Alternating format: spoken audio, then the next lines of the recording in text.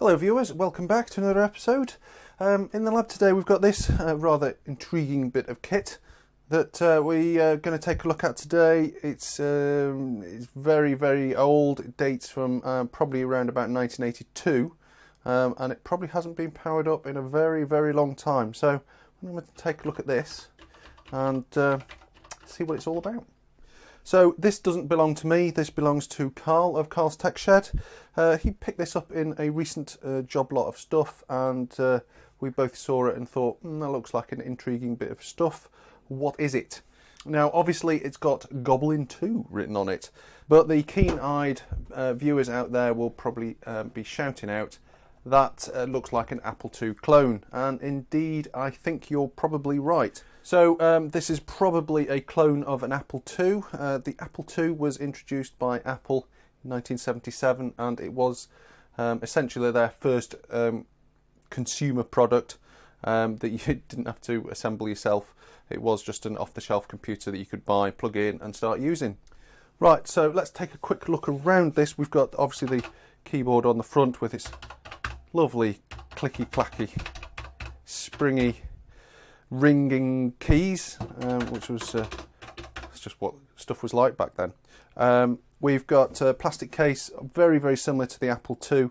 I've been told on the EV blog that the case that this seems to be using is almost identical to another Apple II clone that was out there. So maybe this is one of those and somebody's just put a sticker on it, I don't know. So we have the usual just easily removable lid, just hard plastic, and inside here we have the board. We've got a power supply, speaker, keyboard and stuff tucked in underneath there, and you can probably start to tell that there's it's a bit, how are you doing in here? So if I just give you a little bit of a better look at this, it doesn't weigh very much. Plastic case, now this has obviously been hacked. We've got saw marks down there, so the plastic panel that went across the back, which had slots in, which allows you to plug cards in and then have stuff coming out the back, has obviously been removed with a saw. There's some screws missing.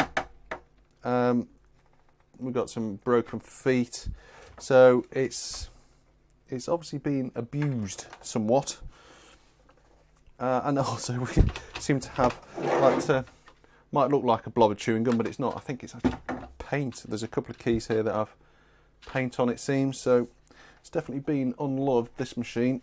Right, so what I'm going to do is just remove the rest of the screws to take off the this plastic surround, take the keyboard out and stuff, just so we can all have it just sat here on the desk, make it a little bit easier to have a tinker with. So on the underneath we just have a number of slotted screws, it seems, that just holds the plastic case on. Presuming these four across the front are also doing that.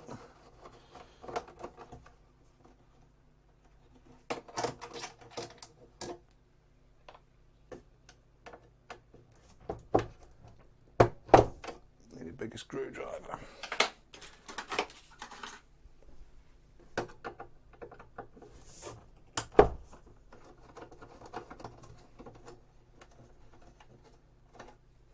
Yeah, somebody's obviously trying to catch me out here. All the rest had all these screws were just normal slotted screws, but somebody's secretly put a black Allen bolt in there.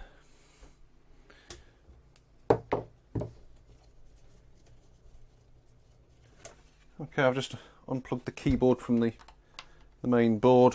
We've just got a IDC cable and then a dip connector adapter, so it just plugs into a dip socket on the board.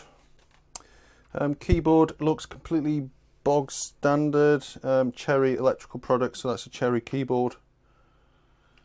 Any dates on here?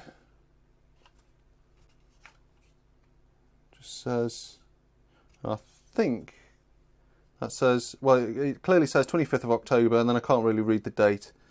Looks like maybe 1981. Okay, let's have a look at the board a little bit now. I have to admit, I've never been particularly interested in Apple stuff. I don't really know much about the Apple II, but I've got a document up here that I'm referencing. Obviously, we have a power supply running over to a connector on here. We've got the expansion slots, video output, and RAM is just there in these three banks. We've got a speaker over here which is running into a little bodged on Vero board, strip board thing. We do have a number of unused sockets here, but they're not actually shown on the schematic I have for the original Apple II. So this is obviously a clone board that somebody's done and possibly started to think about possibly expansion on it, maybe. This wire here on the original Apple II, I believe this was for the modulator output, so you could plug it into your TV. So obviously that's a departed company. Where that's gone, I have no idea. That wire has literally just been tagged onto the traces on the board, so I wonder whether that's some kind of modification that somebody's done after they've bought it, maybe. The video output port, the BNC on there, has literally just been soldered onto the actual board. It's not a proper PCB mount connector, it's just a threaded one and they've just soldered it on. So that's a bit how you're doing. These two empty bits here, this is where the cassette in and out would have been on the original Apple, but they're not populated on here and it doesn't look like they ever have been. So how you would have saved unloaded programs on this, I have no idea, unless there should have been a floppy drive adapter card plugged into this and an external floppy drive, but we never saw any of that, so this is literally as it's come. So at the moment there wouldn't really be any way to load programs in and save them. So all the program is stored in these EEPROMs. I will read those out in a moment and make those available. It'd be interesting to see what's in those, to see whether it does actually say copyright Apple or whether it's some slightly tweaked version.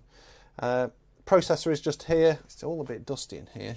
So that's a 6502 as you'd expect in an Apple II clone. So it all looks okay. There's a bit of dodgy soldering going on. Kind of wonder whether some of it has actually been repaired at some point. Where does this wire go? It runs down here. Ah, right, okay, that runs directly to the speaker. So this board here is nothing to do with the speaker. So we will have a look at that in a moment. Power supply over here, there doesn't seem to be any other labels on it apart from the warning label. So what I'll probably do is I do want to power this up to see if it works, so I'll probably disconnect the cable off there, plug it in, turn the power supply on, see if it explodes and if it doesn't, then I'll probably plug it into the board and see what happens. I've just zoomed in here just so you can see a little bit closer view of the bits in question. So that's where I believe the RF modulator would have been connected, and the video connector, various bits, and you can see here some of the soldering around on some of these connections is a bit iffy. The EEPROMs, they are just labelled 1, 2, 3, 4, 5, 6 and D0, D8, E0, E8, F0, F8. We have the speaker and that little bodged on board. Oop, plastics have obviously gone a bit brittle.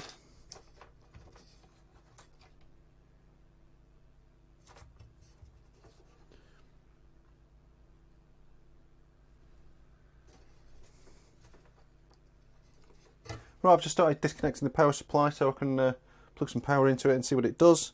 We do have a model on there which is IBA 4025, made in Taiwan. Only one thing for it. plug this in and see what happens. It's not actually turned on yet. Turn it on here. I'll turn it on down here.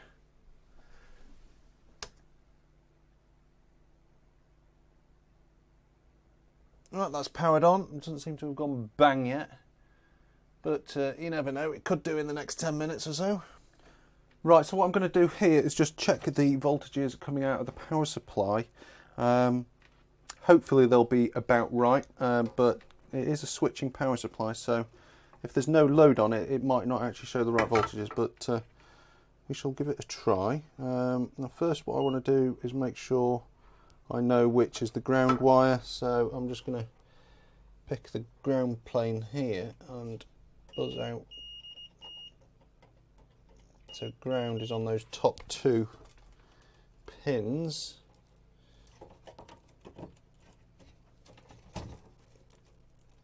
This one, which means that the black wire is ground. Right, so if we power this on,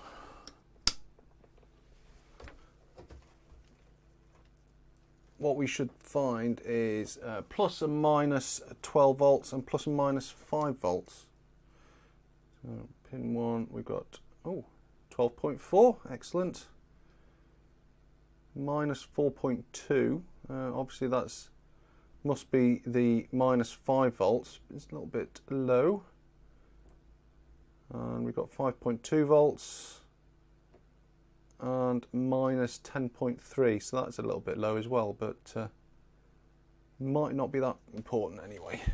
So that looks pretty good. So I've got no problems about plugging this in and actually turning it on to see whether the actual board runs. Okay, I've got this connected up to my CRT. This is the one that I use on my Quantel paint box.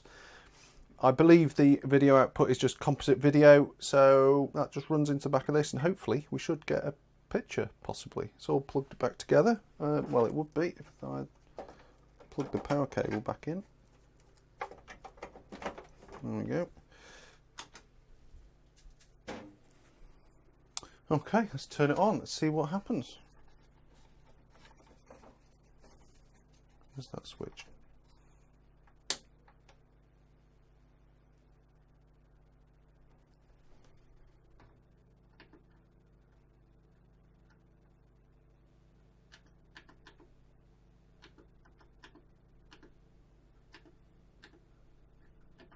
Right, getting really nothing at all out of that. So what I'm just going to do is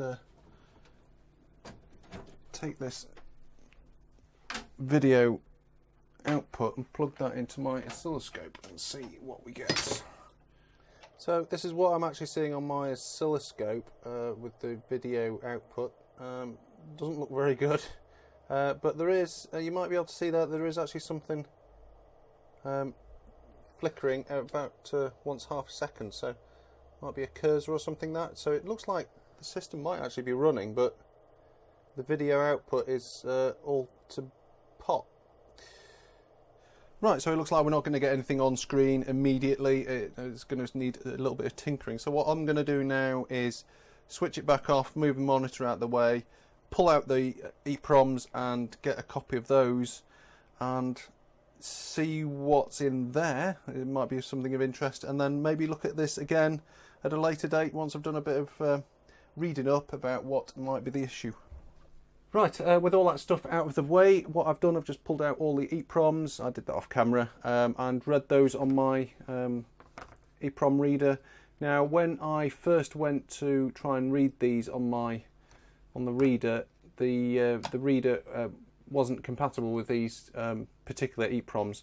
These are actually Texas Instruments TMS 2516JL-45. But they weren't actually listed in the Mini Pro software. But a little bit of research, they are actually pin compatible with the 2716.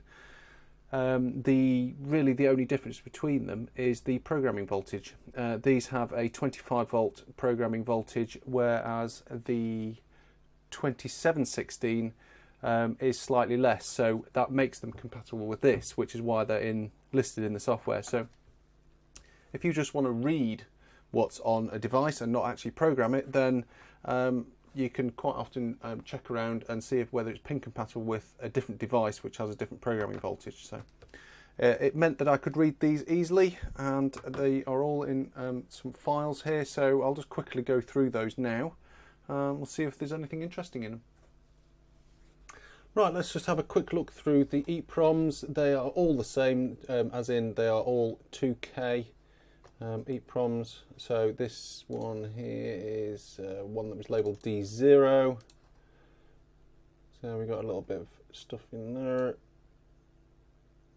H colour, rot scale, blah blah blah. Hopefully somebody's going to recognise some of this. Next, without FO, 4 syntax. Not sure why there's missing characters there. Somebody let me know if that's the way the Apple II ROMs are. Error in break, yeah, various bits, bobs. Let's try the other ones. This is the one that labelled D8.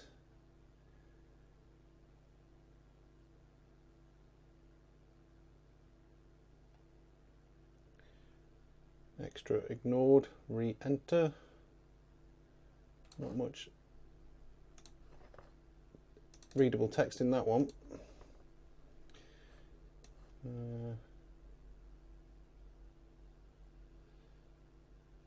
That one looks like it's all code.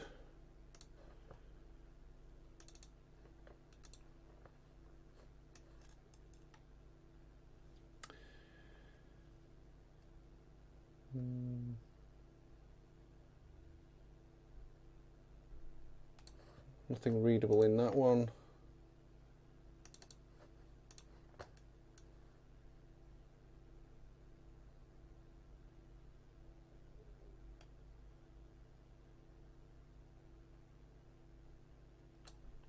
Nothing in that one either. When I say nothing in it, I mean there's no readable text in it. And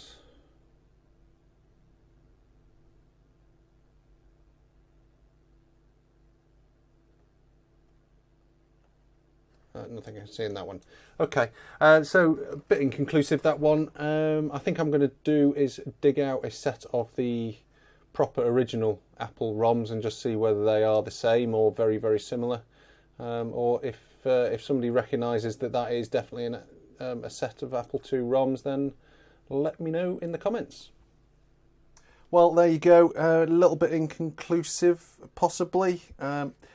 Know a little bit more when we actually get this powered up properly and we can actually turn it on. So, yeah, somewhat inconclusive, but yeah, I think there might be a part 2 to this one.